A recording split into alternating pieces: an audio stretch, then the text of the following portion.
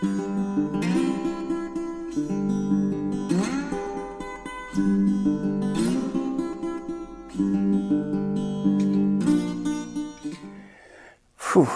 Ever since that Erie Canal opened up in New York, people around Ohio have been biting at the bit to get a canal of our own. Well, just last year, that's 1825, digging finally started. It's going to reach all the way from the Great Lakes down to the Ohio River. We got our dimensions from the engineers. Got to dig about 4 foot down and 40 foot across. Well, they suspect this thing's going to be about 308 miles long by the time it reaches the Ohio River down to Portsmouth. They didn't have a hard time finding land either. People were more than happy to donate to the canal. Of course, there's more to building a canal than just digging a big old ditch. No, you got to use some of that land to lay out the tow paths. You don't see too many of them flatboats with big sails on them. No, they're pulled down the river by a team of mules. Of course, the best part for me about all this work is they're paying me $5 a month. I'm getting temporary housing and a daily ration of whiskey. Guys in my crew really appreciate that one. Most of us are German and Irish immigrants. Though we still probably got another 6 years before this thing gets built all the way. Not to mention we got to line the canal with clay and we got to put the locks in. Those get lined with limestone. And I know a few things about the canal, seeing as I travel down it all the day. Without the locks, the canal wouldn't be able to function right. They would allow us to travel over uneven waterways. Really quite the marvel of engineering. The Ohio and Erie Canal has 146 locks running its entire length, each of them serving an important purpose. But how exactly do these locks work? Well, let me explain. We can see here the water is at different levels on each side. So let's imagine the boat is coming from the left side. The boat will pass through the first gate and settle into the lock.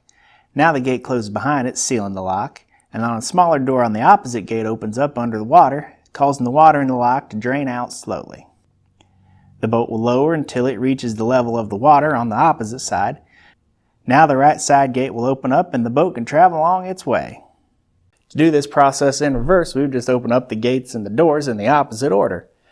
Passing through the lock would take about 10 to 15 minutes, a marked improvement on travel time. And with all those people traveling down the canal, they needed somewhere to stop. Even though real estate values would shoot up 360%, new towns would still spring up along the route. And in existing towns, taverns and inns were built to accommodate the workers and the travelers. Why, in Akron, there were 21 locks to navigate, so they built plenty of blacksmith shops, grocers, and taverns to accommodate the travelers.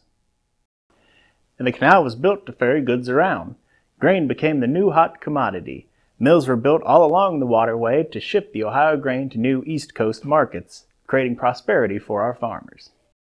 Along with the grain, Ohio would begin shipping cheese and pork, coal, oats, whiskey, and more east. The canal made Ohio an agricultural leader and the third richest state in the Union. Of course, it wasn't a one-way relationship. The canal brought us from the east tea, coffee, sugar, and fine china. And with the ease of transportation, those goods were affordable to more than just the upper crust. The travelers who visited Ohio brought with them new ideals, new fashions, and new recipes. News from the east would arrive at a quickened rate. A story that may have taken a month to get here now only took a mere week. For nearly 80 years, the Ohio Erie Canal served as the backbone of our state. But the year 1913 would spell doom for the Ohio and Erie Canal.